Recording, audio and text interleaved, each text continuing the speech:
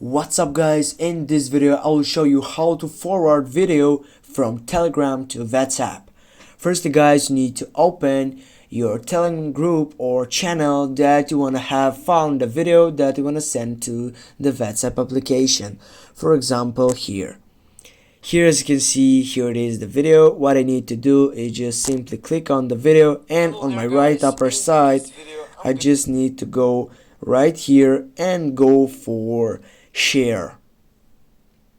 Right after that, here it's gonna be appear all the applications on your phone that include the share option. Right here you can see the TikTok, also the Facebook, Messenger.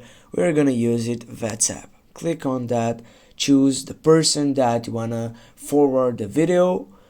For example, this one, go to send it, go again, and here guys, as you can see, we have forward a video from Telegram to WhatsApp. Thanks guys for watching. Don't forget to hit that like and share the video. See you soon guys.